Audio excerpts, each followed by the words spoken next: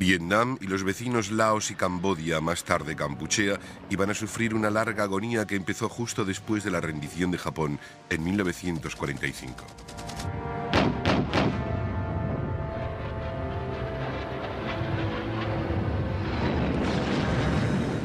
El conflicto en esta parte del Asia sudoriental iba a continuar hasta bien entrada la década de los 90 y dejaría una señal imborrable en los Estados Unidos.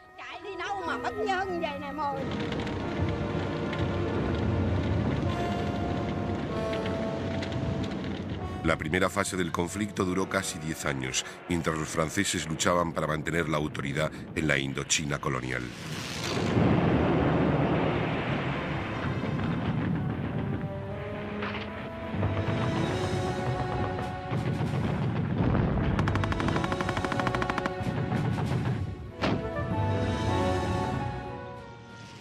La caída de Dien Bien Phu en mayo del 54 marcó la victoria para Ho Chi Minh y su movimiento comunista Viet Minh.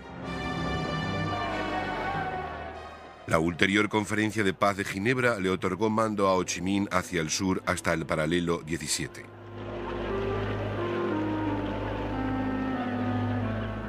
Ngo Dinh Diem, a la izquierda, dirigió el Estado no comunista de Vietnam del Sur con Saigón como capital.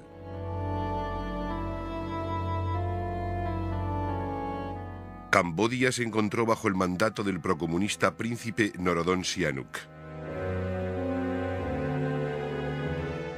La situación de Laos era más complicada. Los franceses le concedieron la independencia al país dentro de la Unión Francesa ya en 1949. Surgieron tres agrupaciones políticas, la neutralista, la comunista y la prooccidental, y estalló una guerra civil en el 53, la cual los débiles gobiernos de coalición no pudieron contener totalmente. No obstante, Vietnam del Norte estaba resuelto a un Vietnam unido, aunque bajo el mandato comunista de Hanoi. Antiguos miembros del Viet Minh que perseguían este fin siguieron en la clandestinidad en Vietnam del Sur y adquirieron el nombre de Viet Cong. Los acuerdos de Ginebra de 1954 estipularon que las elecciones se debían celebrar en los dos Vietnams en julio del 56. Sin embargo, el primer ministro survietnamita declaró que las elecciones en Vietnam del Norte no serían libres y se negó a participar.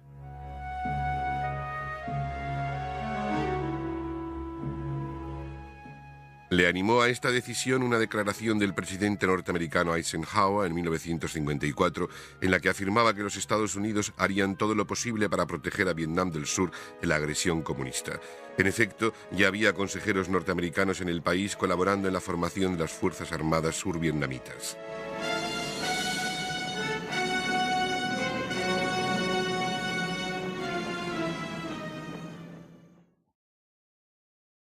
En 1961, los norvietnamitas anunciaron la formación del Frente de Liberación Nacional en Vietnam del Sur, cuya misión era la de derrocar al régimen de Saigón. Ello alentó al Vietcong todavía más. Ante tal noticia, el presidente John Kennedy declaró en octubre del 61 que los Estados Unidos ofrecerían toda la ayuda necesaria para combatir la amenaza comunista.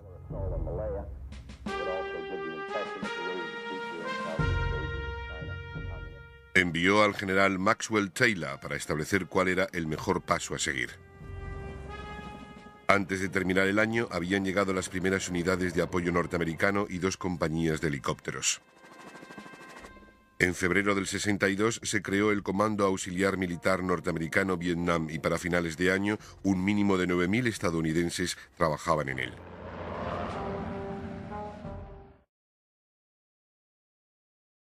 El 8 de febrero de 1965 se puso en vigor la operación Trueno Rodante.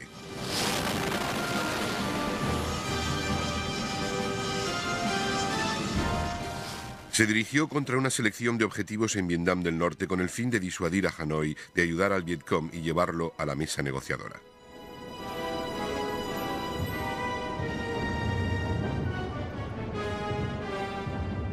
Pero Westmoreland seguía preocupado por la seguridad de los aeródromos utilizados por los aviones norteamericanos en Vietnam del Sur. Solicitó 2 batallones de marina para asegurar el de Da Nang, a unos 110 kilómetros al sur de la frontera. El 8 de marzo de 1965 los infantes de marina norteamericanos tomaron la costa por asalto. No fue ni la primera ni la última vez que no encontraron resistencia a su ataque.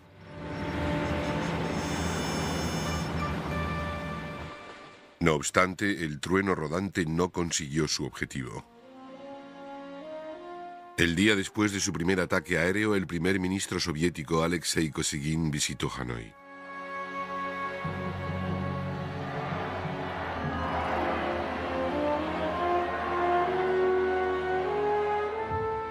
Los rusos pronto enviaron, junto a otras armas, cañones antiaéreos y sistemas de proyectil tierra-aire para proteger la capital norvietnamita.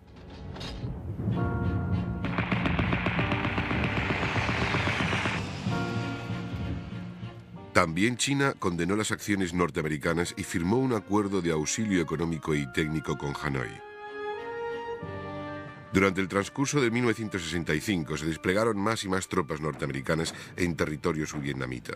Al principio su presencia se limitaba a las zonas costeras y solo se les permitía atacar en las zonas más inmediatas a su enclave. Su objetivo era evitar que los survietnamitas les cargasen con la responsabilidad de derrotar al Vietcong.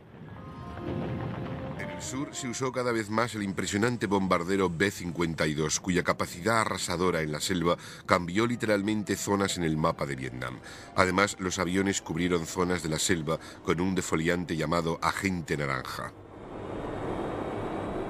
Pero no todo el mundo en los Estados Unidos apoyaba esta guerra no declarada contra Vietnam del Norte. Debido a las condenas soviética y china en particular, había a quienes les preocupaba que el conflicto se fuera a complicar más e incluso que llevase a la temida Tercera Guerra Mundial. Las fuerzas norteamericanas aumentaron dramáticamente durante 1966 de 60.000 a 270.000 hombres.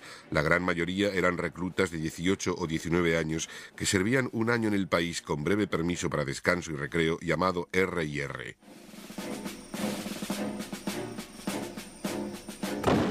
La estrategia norteamericana consistía en establecer bases de fuego fortificadas. Las tropas llevaban a cabo frecuentes operaciones de búsqueda y destrucción diseñadas para localizar y matar o capturar a los Vietcong, así como al NVA, que ya empezaba a hacer notar su presencia. En 1967 las fuerzas americanas aumentaron hasta casi 500.000 de hombres.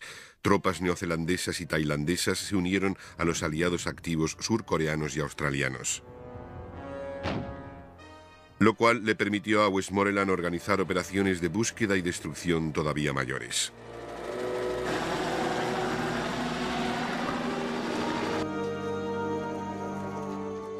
Vietnam fue el primer conflicto de importancia cubierto por las cámaras de televisión, y los americanos, que veían cada noche en las noticias la masiva potencia de fuego de que disponían sus fuerzas, creían en general que los militares tenían razón.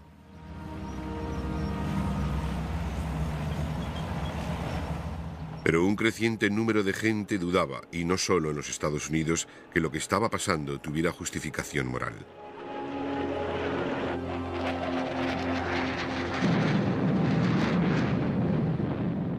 Las escenas de muertos, heridos y aterrorizados campesinos vietnamitas no ligaban muy bien con el objetivo de la Operación Vietnam, es decir, el de salvarles de los males del comunismo.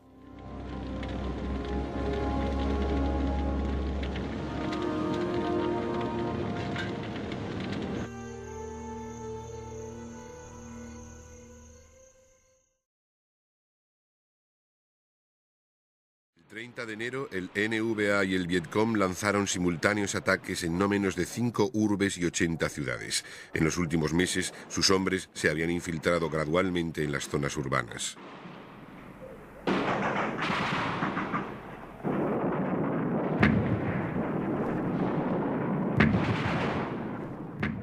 En la mayoría de las ciudades se pudieron reprimir los ataques rápidamente, pero en la ciudad de Hue, al norte de Vietnam del Sur, y en la capital Saigón, la lucha fue dura y prolongada. Hubo un momento en el que el combate alcanzó terreno de la Embajada de los Estados Unidos en Saigón.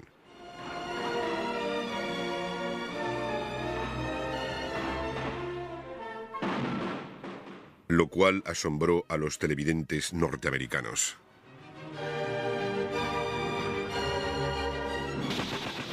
El combate de Saigón y de Hue siguió durante todo el febrero de 1968.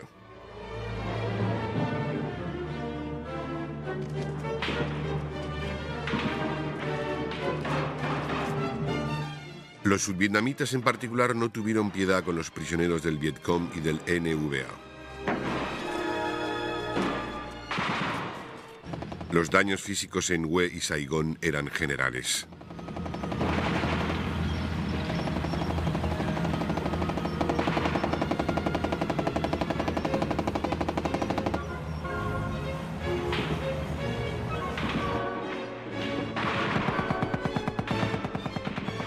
Pero la ofensiva les costó a los comunistas unas 50.000 víctimas y los americanos corrieron a declarar una gran victoria. Sin embargo, Tet iba a ser el punto decisivo de la guerra.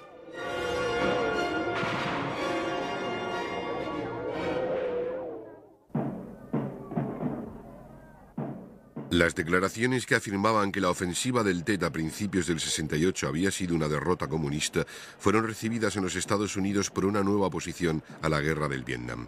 Hecho reflejado también en Europa y otras partes por quienes creían que América libraba una guerra que no podía ganar y que causaba además un sufrimiento indecible.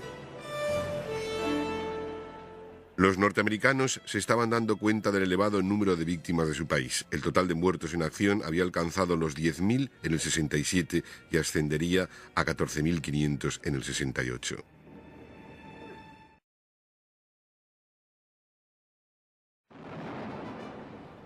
Ya se acercaba la elección presidencial norteamericana, pero Lyndon Johnson estaba empeñado en conseguir un acuerdo de paz con el gobierno de Hanoi.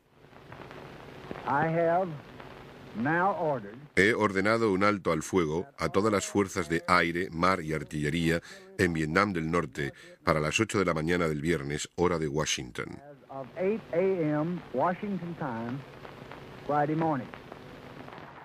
Una semana después, Richard Nixon ganó las elecciones con su programa electoral de paz y honor en Vietnam.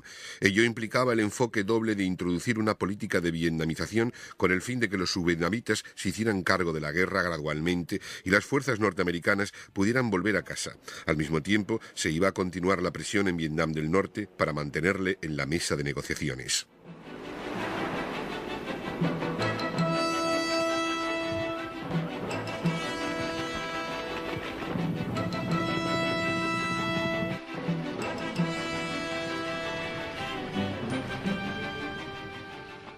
Pero Hanoi y el Vietcong estaban también empeñados en mantener la presión militar para disponer de una posición negociadora más fuerte.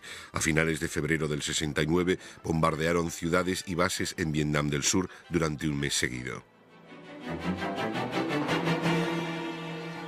Entretanto, el programa de vietnamización empezaba. A finales de abril del 69, la primera unidad norteamericana cedía su base y equipo.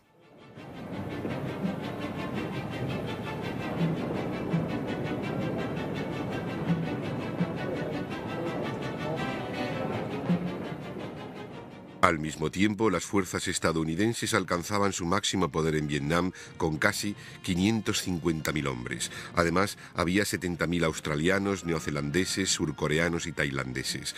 Además del poder militar de Vietnam del Sur, disponían de una enorme flota naval y bases aéreas en Guam, en el Pacífico, y en Tailandia.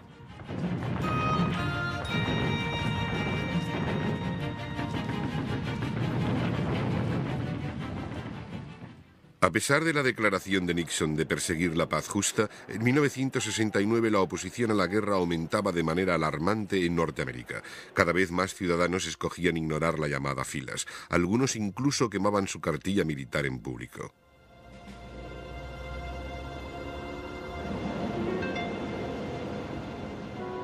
Las campañas anti-Vietnam abundaban especialmente en las universidades. En la Kent State de Ohio, la Guardia Nacional tuvo que intervenir para sofocar una manifestación amotinada.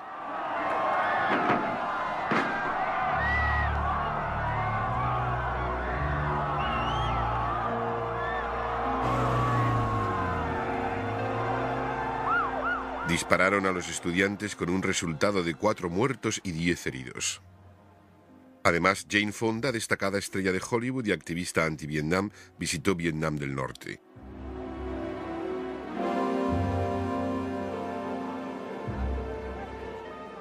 Ello fue un gran golpe propagandístico para Hanoi. La información revelada tras investigaciones un año más tarde, que en 1968 las tropas norteamericanas masacraron a 200 civiles vietnamitas en el pueblo de My Lai, creó todavía más malestar.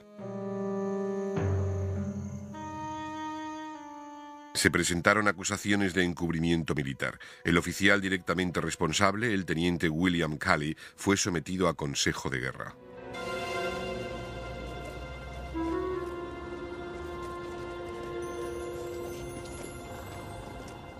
La verdad es que no era más que un síntoma de la naturaleza de la guerra del Vietnam. Las tropas norteamericanas vieron a sus compañeros volar en pedazos, víctimas de minas y trampas explosivas del Vietcong. Sabían que, de buena o mala gana, los campesinos vietnamitas ayudaban a los comunistas.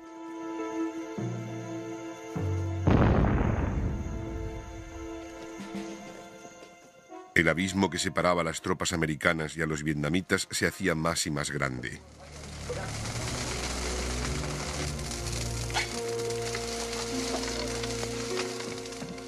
Los soldados americanos empezaron a considerar a los campesinos, con su lengua y costumbres incomprensibles, como seres de otro planeta con los que no se podía confiar.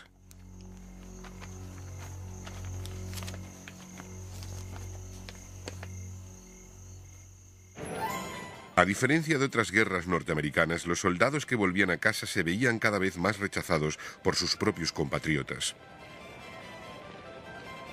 El hecho que la guerra la seguían librando jóvenes en el servicio militar no facilitaba las cosas. Se llamó a filas a pocos reservistas, ya que la administración no había hecho una declaración formal de guerra. Enviaban a los reclutas a Vietnam como reemplazos individuales y no como unidades formadas.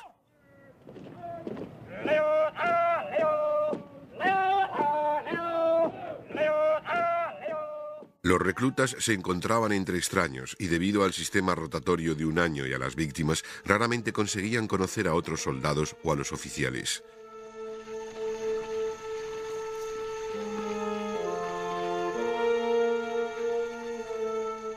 Como resultado, la cohesión fallaba y junto con la creciente desilusión por la guerra surgieron problemas de droga, corrupción e incluso asesinato de nuevos líderes que parecían arriesgar vidas. Sin embargo, la guerra continuó. La línea de abastecimiento que iba del Vietnam del norte al del sur, pasando por Laos y Camboya, atraía un creciente interés. Si se podía cortar, aún se podía conseguir cierta victoria.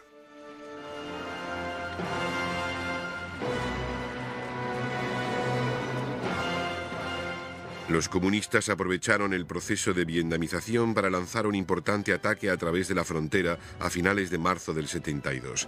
Atacaron también a través de las fronteras de Camboya y Laos.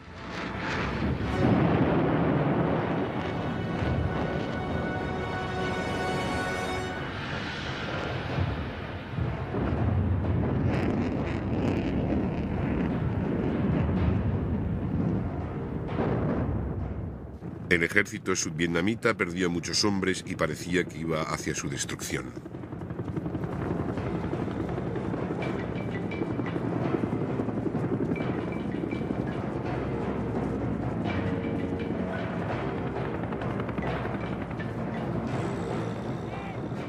Como venganza, el presidente Nixon ordenó reanudar el bombardeo de Vietnam del Norte con el nombre en clave de Line Baca. Lo significativo de este hecho es que los norteamericanos empezaron a utilizar las llamadas bombas inteligentes, guiadas por láser a su objetivo.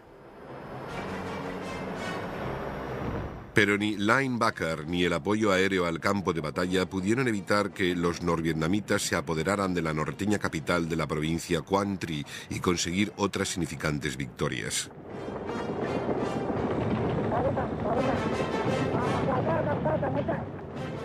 El ejército sudvietnamita se vio obligado a ceder más y más territorio.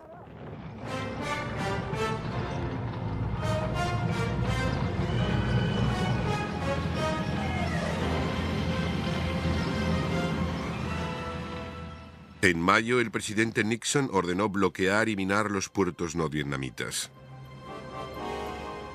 acompañado por un incremento del bombardeo en Vietnam del Norte.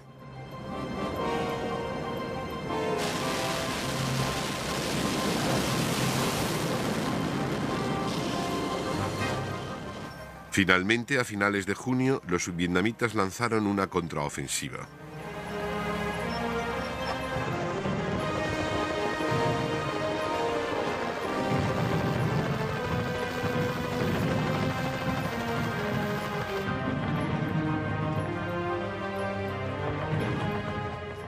Y a mediados de septiembre lograron recuperar Quang Tri.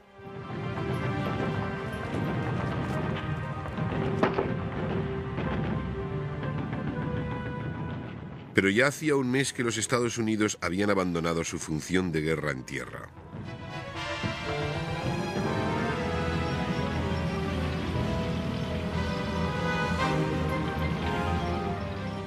Durante todo este tiempo, las negociaciones de paz de París habían adelantado poco.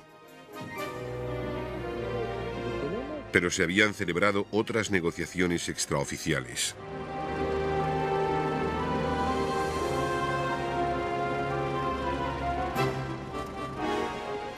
El ministro de Asuntos Exteriores, Henry Kissinger, había celebrado una serie de reuniones secretas con el enviado norvietnamita Duc Tho. A finales de octubre del 72, Kissinger anunció que estaban a punto de hacer grandes progresos y Nixon ordenó la interrupción de los ataques en Vietnam, pero las negociaciones se paralizaron de nuevo.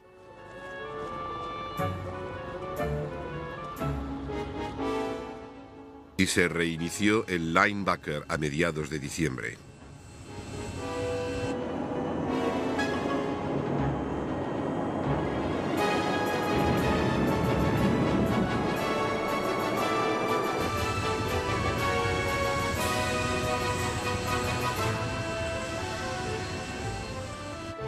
Doce días más tarde, los norvietnamitas comunicaron estar dispuestos a negociar y se volvió a interrumpir el bombardeo. A continuación, el 15 de diciembre de 1973, Nixon ordenó la interrupción de toda acción ofensiva. 8 días después, Kissinger anunció un alto el fuego desde París.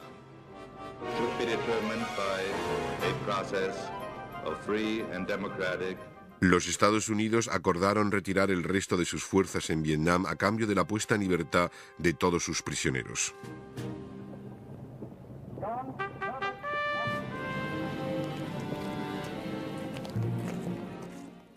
Aprovechándose de la situación, los norvietnamitas irrumpieron a través de la frontera en marzo del 75 con un ataque relámpago del NVA que arrasó todo a su paso. El 30 de abril, los norvietnamitas efectuaron su entrada en Saigón.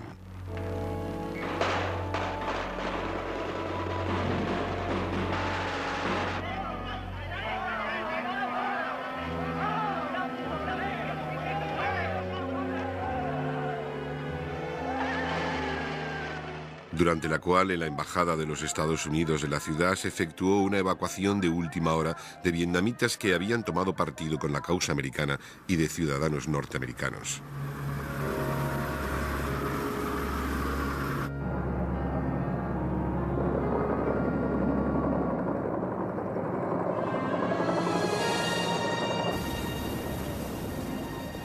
Ello señalaba el fin de la participación norteamericana en Vietnam. Había sido una dolorosa experiencia que continuaría hasta bien entrados los 90 para dejar una ignominiosa lacra en la política exterior de los Estados Unidos. Vietnam instauró una república socialista unificada. A Saigón le pusieron el nuevo nombre de Ciudad de Ho Chi Minh y forzaron a muchos de sus habitantes a volver a vivir al campo.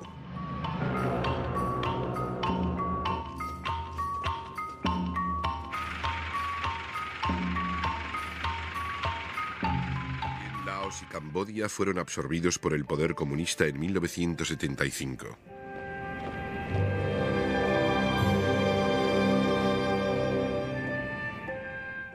El movimiento Khmer Rouge de Pol Pot es el que causó mayor sufrimiento al pueblo de Kampuchea, llamado así porque le cambió el nombre a Cambodia. Forzó a todos los habitantes de las ciudades a vivir en el campo y mataba a todo aquel que se oponía a él.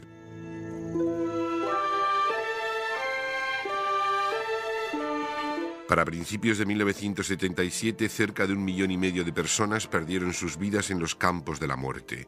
Muchos otros habían huido a los vecinos Tailandia o Vietnam.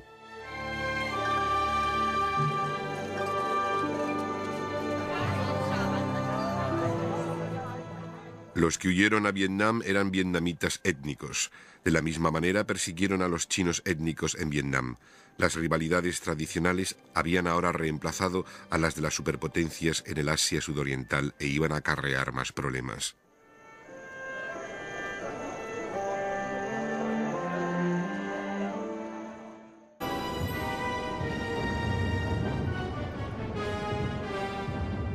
Pero Westmoreland seguía preocupado por la seguridad de los aeródromos utilizados por los aviones norteamericanos en Vietnam del Sur.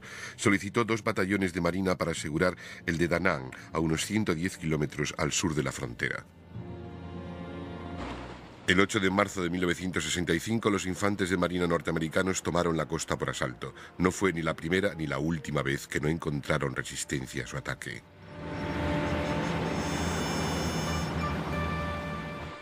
No obstante, el trueno rodante no consiguió su objetivo. El día después de su primer ataque aéreo, el primer ministro soviético Alexei Kosygin visitó Hanoi.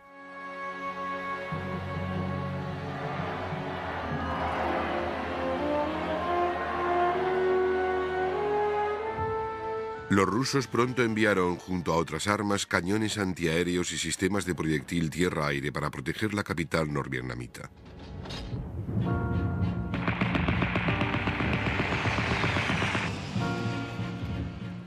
También China condenó las acciones norteamericanas y firmó un acuerdo de auxilio económico y técnico con Hanoi. Durante el transcurso de 1965 se desplegaron más y más tropas norteamericanas en territorio survietnamita. Al principio su presencia se limitaba a las zonas costeras y solo se les permitía atacar en las zonas más inmediatas a su enclave. Su objetivo era evitar que los survietnamitas les cargasen con la responsabilidad de derrotar al Vietcong. En el sur se usó cada vez más el impresionante bombardero B-52, cuya capacidad arrasadora en la selva cambió literalmente zonas en el mapa de Vietnam. Además, los aviones cubrieron zonas de la selva con un defoliante llamado Agente Naranja. Pero no todo el mundo en los Estados Unidos apoyaba esta guerra no declarada contra Vietnam del Norte. Debido a las condenas soviética y china en particular, había a quienes les preocupaba que el conflicto se fuera a complicar más e incluso que llevase a la temida Tercera Guerra Mundial. Las fuerzas norteamericanas aumentaron dramáticamente durante 1966 de 60.000 a 270.000 hombres. La gran mayoría eran reclutas de 18 o 19 años que servían un año en el país con breve permiso para descanso y recreo llamado R&R.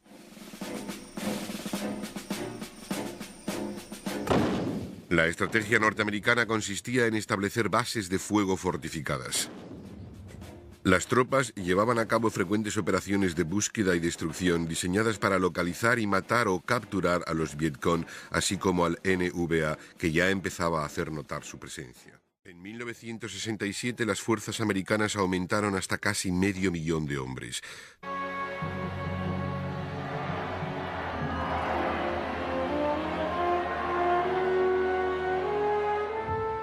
Los rusos pronto enviaron, junto a otras armas, cañones antiaéreos y sistemas de proyectil tierra-aire para proteger la capital norvietnamita.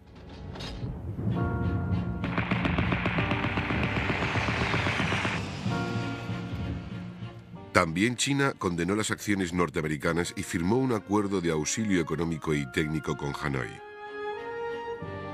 Durante el transcurso de 1965 se desplegaron más y más tropas norteamericanas en territorio survietnamita. Al principio su presencia se limitaba a las zonas costeras y solo se les permitía atacar en las zonas más inmediatas a su enclave. Su objetivo era evitar que los survietnamitas les cargasen con la responsabilidad de derrotar al Vietcong. En el sur se usó cada vez más el impresionante bombardero B-52, cuya capacidad arrasadora en la selva cambió literalmente zonas en el mapa de Vietnam. Además, los aviones cubrieron zonas de la selva con un defoliante llamado Agente Naranja. Pero no todo el mundo en los Estados Unidos apoyaba esta guerra no declarada contra Vietnam del Norte. Debido a las condenas soviética y china en particular, había a quienes les preocupaba que el conflicto se fuera a complicar más e incluso que llevase a la temida Tercera Guerra Mundial.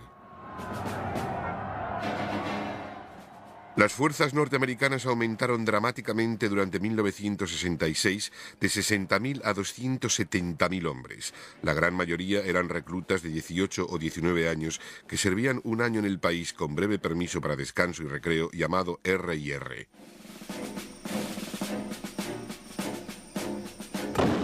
La estrategia norteamericana consistía en establecer bases de fuego fortificadas. Las tropas llevaban a cabo frecuentes operaciones de búsqueda y destrucción diseñadas para localizar y matar o capturar a los Vietcong, así como al NVA, que ya empezaba a hacer notar su presencia. En 1967 las fuerzas americanas aumentaron hasta casi 500.000 de hombres. Tropas neozelandesas y tailandesas se unieron a los aliados activos surcoreanos y australianos, lo cual le permitió a Westmoreland organizar operaciones de búsqueda y destrucción todavía mayores.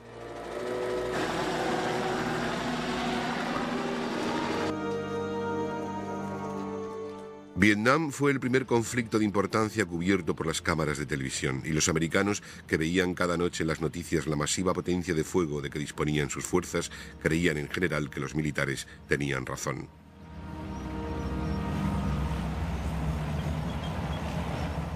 Pero un creciente número de gente dudaba, y no solo en los Estados Unidos, que lo que estaba pasando tuviera justificación moral.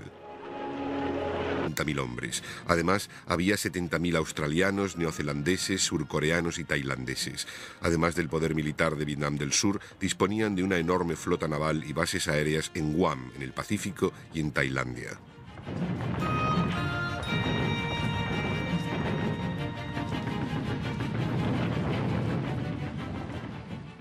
A pesar de la declaración de Nixon de perseguir la paz justa, en 1969 la oposición a la guerra aumentaba de manera alarmante en Norteamérica. Cada vez más ciudadanos escogían ignorar la llamada filas. Algunos incluso quemaban su cartilla militar en público.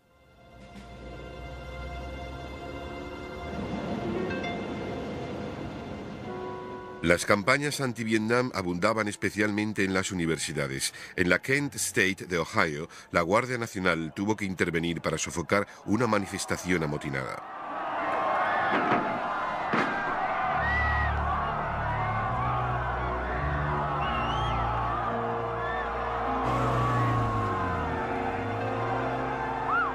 Dispararon a los estudiantes con un resultado de 4 muertos y 10 heridos. Además, Jane Fonda, destacada estrella de Hollywood y activista anti-Vietnam, visitó Vietnam del Norte.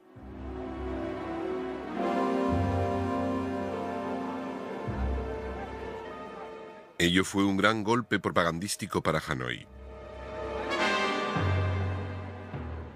La información revelada tras investigaciones un año más tarde, que en 1968 las tropas norteamericanas masacraron a 200 civiles vietnamitas en el pueblo de My Lai, creó todavía más malestar.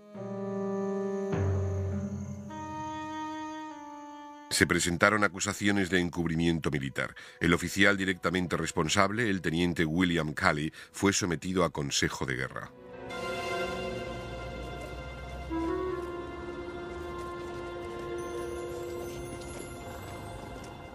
La verdad es que no era más que un síntoma de la naturaleza de la guerra del Vietnam. Las tropas norteamericanas vieron a sus compañeros volar en pedazos, víctimas de minas y trampas explosivas del Vietcong.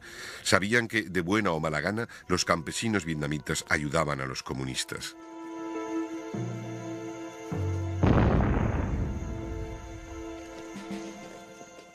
El abismo que separaba a las tropas americanas y a los vietnamitas se hacía más y más grande.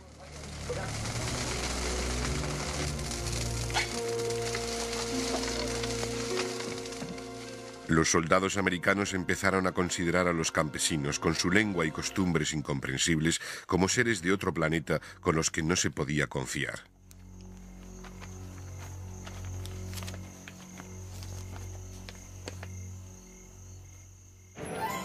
A diferencia de otras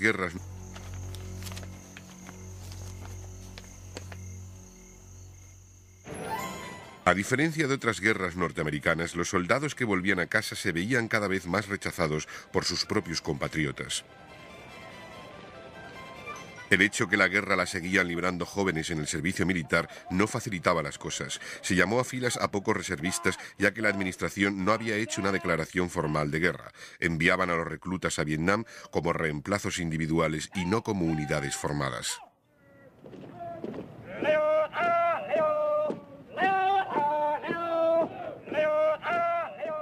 Los reclutas se encontraban entre extraños y debido al sistema rotatorio de un año y a las víctimas, raramente conseguían conocer a otros soldados o a los oficiales.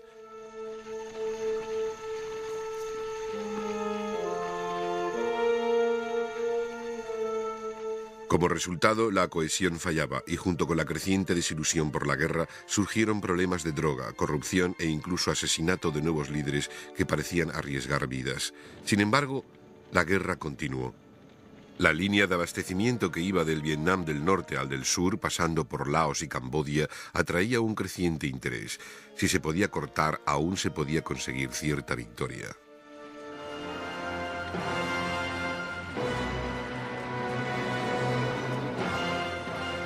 Los comunistas aprovecharon el proceso de vietnamización para lanzar un importante ataque a través de la frontera a finales de marzo del 72. Atacaron también a través de las fronteras de Camboya y Laos.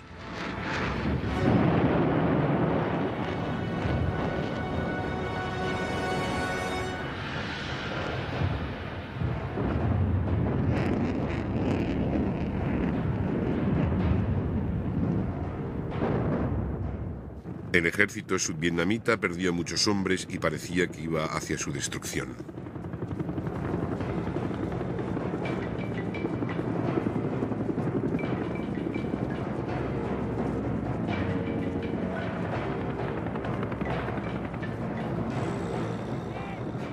Como venganza, el presidente Nixon ordenó reanudar el bombardeo de Vietnam del Norte con el nombre en clave de Line Baca.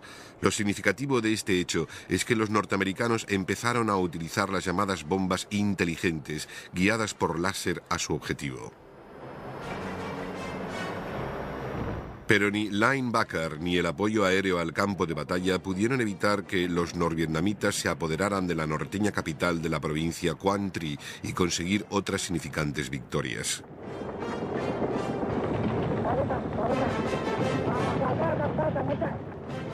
El ejército sudvietnamita se vio obligado a ceder más y más territorio y el tierra-aire para proteger la capital norvietnamita.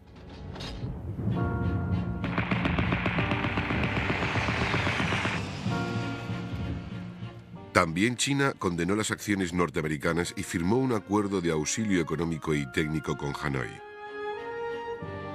Durante el transcurso de 1965 se desplegaron más y más tropas norteamericanas en territorio sudvietnamita. Al principio su presencia se limitaba a las zonas costeras y solo se les permitía atacar en las zonas más inmediatas a su enclave. Su objetivo era evitar que los sudvietnamitas les cargasen con la responsabilidad de derrotar al Vietcong. En el sur se usó cada vez más el impresionante bombardero B-52, cuya capacidad arrasadora en la selva cambió literalmente zonas en el mapa de Vietnam. Además, los aviones cubrieron zonas de la selva con un defoliante llamado Agente Naranja. Pero no todo el mundo en los Estados Unidos apoyaba esta guerra no declarada contra Vietnam del Norte. Debido a las condenas soviética y china en particular, había a quienes les preocupaba que el conflicto se fuera a complicar más e incluso que llevase a la temida Tercera Guerra Mundial. Las fuerzas norteamericanas aumentaron dramáticamente durante 1966 de 60.000 a 270.000 hombres. La gran mayoría eran reclutas de 18 o 19 años que servían un año en el país con breve permiso para descanso y recreo llamado R&R.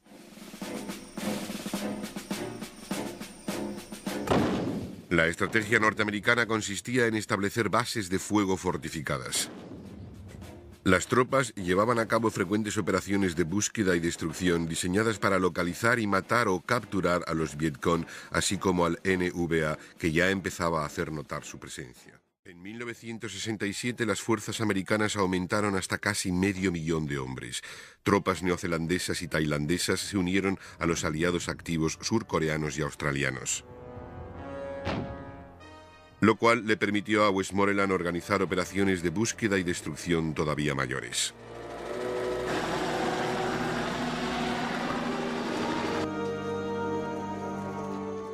Vietnam fue el primer conflicto de importancia cubierto por las cámaras de televisión, y los americanos, que veían cada noche en las noticias la masiva potencia de fuego de que disponían sus fuerzas, creían en general que los militares tenían razón.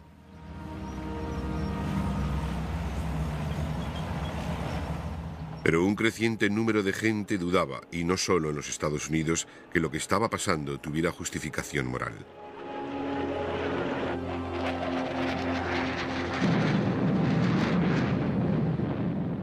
Las escenas de muertos, heridos y aterrorizados campesinos vietnamitas no ligaban muy bien con el objetivo de la Operación Vietnam, es decir,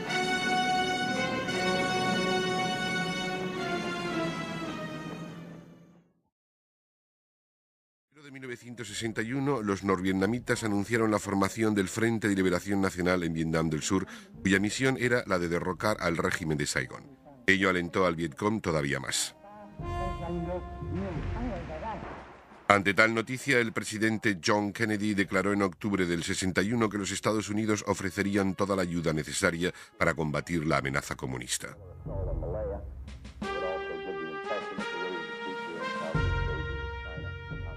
Envió al general Maxwell Taylor para establecer cuál era el mejor paso a seguir. Antes de terminar el año, habían llegado las primeras unidades de apoyo norteamericano y 2 compañías de helicópteros. En febrero del 62 se creó el Comando Auxiliar Militar Norteamericano Vietnam, y para finales de año un mínimo de 9.000 estadounidenses trabajaban en él.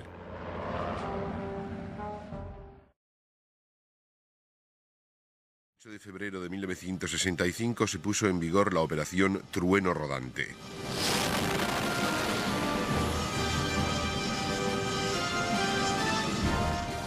Se dirigió contra una selección de objetivos en Vietnam del Norte con el fin de disuadir a Hanoi de ayudar al Vietcong y llevarlo a la mesa negociadora.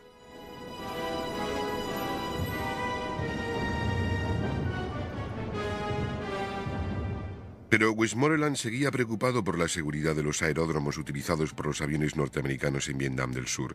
Solicitó 2 batallones de marina para asegurar el de Da Nang, a unos 110 kilómetros al sur de la frontera. El 8 de marzo de 1965, los infantes de marina norteamericanos tomaron la costa por asalto. No fue ni la primera ni la última vez que no encontraron resistencia a su ataque.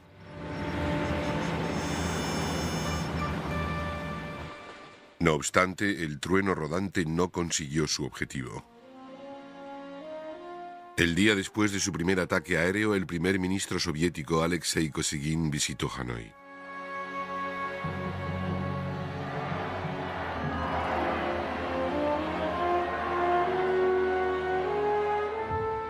Los rusos pronto enviaron, junto a otras armas, cañones antiaéreos y sistemas de proyectil tierra-aire para proteger la capital norvietnamita.